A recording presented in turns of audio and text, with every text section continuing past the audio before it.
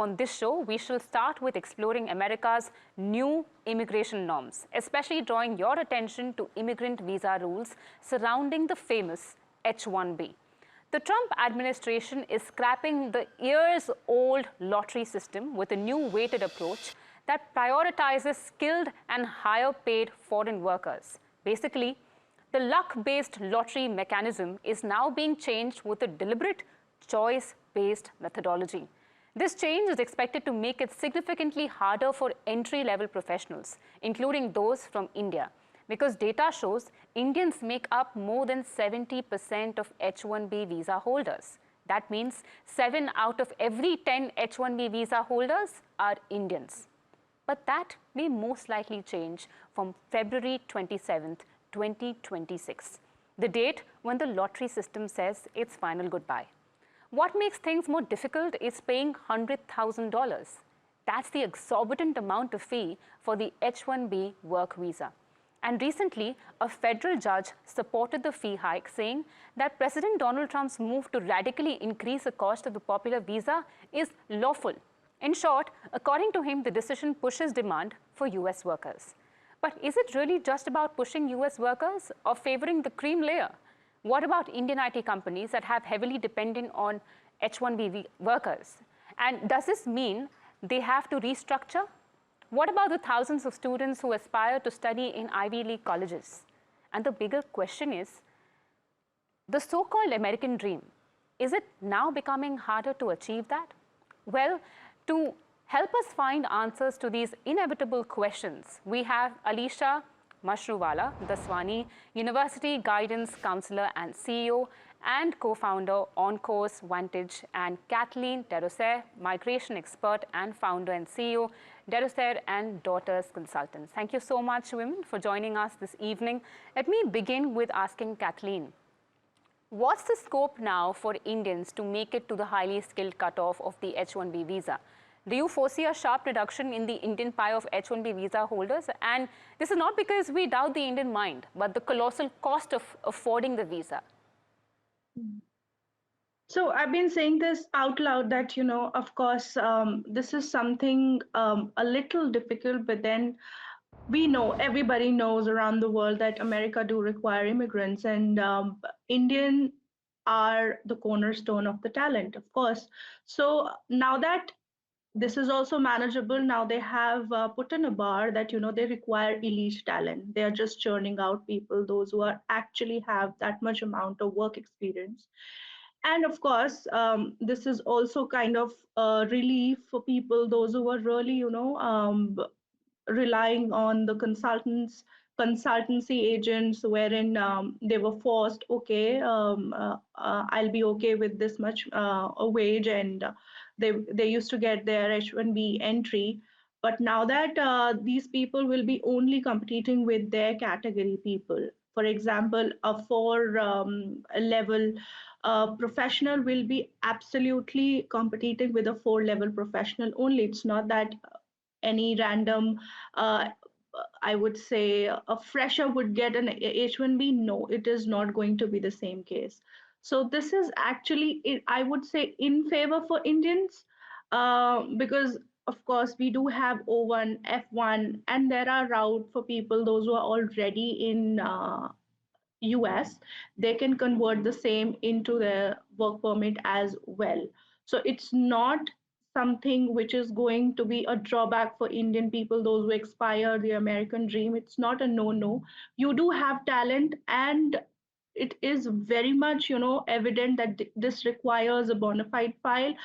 On the top of it, you do require the certain skill sets. Of course, the road is widely open for you. This is not the situation where people get panicked or they think that the American dream is slipping away from us. Okay, all right.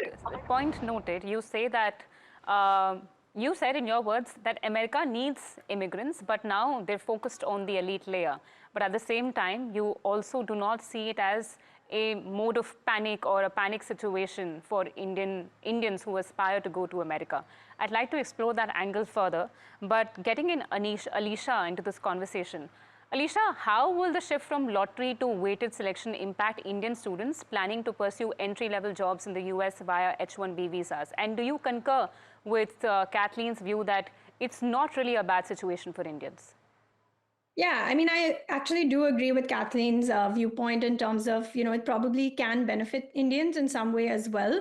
And I think, given that we work with a lot of students who are going for master's and undergraduate degrees to the US, in fact, most of them who are kind of aspiring and studying at top universities there, depending on, potentially the degree that they do, they might actually have an advantage when it comes to H-1B visas as well. So in fact, I would view it as something which could be a little bit positive as well. So, Ms. Daswani, what exactly is the advantage? That's important to understand because both of you are pointing out at the fact that it's not a very bad situation for Indians, despite Indians being the largest beneficiaries of the H-1B work visa. I'd like to understand from a student point of view, why do you think it's not a bad news for students? What is the advantage that you're exactly referring to? Yeah, I think when students are going to elite universities, Ivies and Ivy Plus kind of universities in the US, many of them are sort of pursuing programs that are, either very skill oriented, maybe potentially very STEM oriented as well. And of course, while it is still, we have to wait and see what they say about what they mean by highly skilled in reality. I do think that a lot of these universities will kind of categorize as highly skilled, in which case, a lot of these students, while they are applying for jobs and looking for jobs, might get some priority in the entire lottery as well, in the entire process as well. Okay, okay. So the answer is in the observation that you make that most of these students that apply for programs outside in America are focused on highly skilled programs, and that might help us help them actually cut off for the for the category that's implied for H-1B currently. But Kathleen, can you explain how does the H-1B selection process prioritize higher paid workers over the old lottery system? So it's very simple. If you're highly skilled and you're a high earning professional, the rule is a huge victory that removes the lottery anxiety, and the reward is your expertise, of course. If you are a student or an entry level worker, you need to aim for a high paying role or a niche specializations to stay competitive. This is what I am telling my clients as well. So if at all you are looking forward to an H-1B, of course highly skilled and highly earning professionals, for example a mid-level professional who has a decision making authority in an organization. Of course we do have intra-company transfer, L1 visa available for that as well. But at the same time, we know how corporate works. If at all the company does not support, now all these people, they can file their own H-1B and they can get highly paid as well, wherein the competition will be really less because they will be only competing with their own category people. Okay, fair point that the competition might be less because you are trying to compete for a category that is niche and not highly populated, especially at the upper layer of any organization, right? But one cannot ignore the cost of all of this. Does the new $100,000, and I'll point this question to Alisha first. According to you, does the new $100,000 H-1B fee make the American dream less accessible for the middle-class Indian families supporting their children's education abroad? I mean, I think it is definitely, going to be a slight hindrance to that for sure. But I also do think a lot of it will be on the company. So, I think that way, again, if you're looking at like a highly skilled professional who's going in there, then chances are, you would be able to or willing to kind of pay that $100,000 fee as well. Okay, okay. But then I do want to dig in further and ask you, just assuming that everybody would be able to pay $100,000, I don't think that's right, right? Any normal Indian middle class would think twice before paying that much money. And given the cost of it, Of course, from, you know, in a situation where, say, you're working in a company and then you get transferred, it's a different case altogether. And we'll discuss that as well.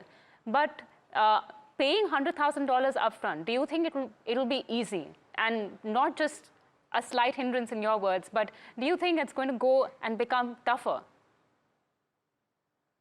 I'll tell you how this. Yeah, okay. Kathleen, go ahead. Okay, go ahead. All right. So I have spoken about this before as well out loud that, you know, when it comes to this big 100,000 fee, people were really, you know, they were actually, it was a bomb for people, the US aspirants, to know about the fee. But right after that, within a week's time, we get to see NVIDIA's CEO, the founder, told upfront that if at all you do have that much of talent and you are in the pool, I am ready to sponsor you. So whenever an employer, you know, is kind of, you know, looking for a foreign national, he or she is actually ready to sponsor, whether it's $100,000 or a $200,000 fee. The employer will be absolutely happy to give that kind of, you know, support to the employee who will be coming into the country and will be offered job. So thinking about a fee and coming, it has to be paid by the I would say the applicant is not, it should not be the question, because the company and the employer will be giving the chance, offering a job to them. It will be on them because the talent pool is coming from India or around the world, so they don't have to worry about it. In most of the cases, the employer takes care of it. So speaking about employers taking care of it, right? As I mentioned before, and I will try and re-emphasize my point again, if you're in a company that takes care of your transfer and the cost of it, then you're in good hands, you're in safe hands. But today, in the markets, and markets are an example of what I'm talking about, the Indian IT index was under pressure. And in fact, it lost by a lot of margin because, of course, many Indian IT companies based out of America would try and restructure or not. Do you agree with that? Because why would Indian IT companies try and retain their Indian employees in America if they have to pay a hefty fee? And do you think that in turn would risk the job security of many Indians in America? Kathleen. Yeah. So if at all you're looking for the entry-level job for an interns, they have already, you know, started restructuring, wherein they have started following remote working already. But I was talking about people, those who have decision-making authority, and they wanted to explore the American dream, and they wanted to get their H-1B by themselves independently. It is a good chance for them because not everyone gets the chance to get an L1 and intra-company transfer. But if at all the question is for only the freshers and intern, the modifications are already been done, and I see the remote work is already been started, and people are actually working remotely. So You agree, it is very again, easy. sorry to butt you in, but then you do agree that for people in the decision-making authority position, this would be a good opportunity because they can afford it, not just economically, but also in terms of costing and other reasons, because they also have a substantial say in the company. So companies cannot really let go of such people, right, who have a heavy influence on decision making. But then speaking of entry level or even mid-senior level positions, they might have to shift gears and try and explore opportunities that gives them the space and the time to work for American companies or Indian companies abroad, but remotely. Alisha, coming to you, with Indians holding over 70% of H-1B visas, how should universities in India prepare students for these changes starting from February 27, 2026? I think if you're looking at universities in general, I think, again, like Kathleen mentioned earlier, the important thing is to kind of focus a lot more on skill-based, learning and skill-based development, because I think at the end of the day, when you are going into or you're looking for an H-1B visa, I think like they mentioned, they are looking for someone who's highly skilled. They are looking for someone who's very niche in their space that they are planning to work in. So I think Indian universities are really going to have to prepare students from a very different standpoint. It can't just be theoretical learning anymore. It has to have like a completely different practical angle, more niche, sort of spaces that they can be in, and a lot more practical learning, in my opinion. So niche spaces, more practical learning, and you also said skill-based programs will have to be focused upon. And earlier in the conversation, you mentioned as an example STEM as well. What are some other courses that Indian professionals can perhaps aspire for and opt in order to choose this path? And how can young professionals upskill to meet the new priority on higher paid and skilled workers under the weighted H-1B system? I think Indians have always been very strong with, of course, technology, AI, engineering, so those spaces for sure, computer science. But besides that, I also feel like fields like design engineering, which is something which is relatively new that's coming up, a space which is more data science oriented. I think that's where our strengths lie. That is something that, universities should focus on. That is something students should consider adding as part of their curriculum as well, so that it improves their chances of getting that job and H-1B visa as well. Okay, all right. Kathleen, getting you back, I just have a minute left in the conversation. So getting in your closing statements, my final question to you would be, could this overhaul lead to a brain drain reversal with skilled Indians opting for opportunities back home or elsewhere? I would say this rule is a huge victory that removes the lottery anxiety. Okay, okay. And substantiate a bit more, 30 seconds. Why do you think it's a huge victory? Because it is not now completely onto the agency's part, wherein these people used to get hefty amount of money paid to the agent and then getting onto their H-1B queue and not knowing what will be the wage will be. It will be a lower wage or the higher wage. They had no idea about it. Now that everything is very much transparent, one has to have a bona fide profile, highly skilled, and also earning highly. That's where it paves the way and makes your life much simpler. Right.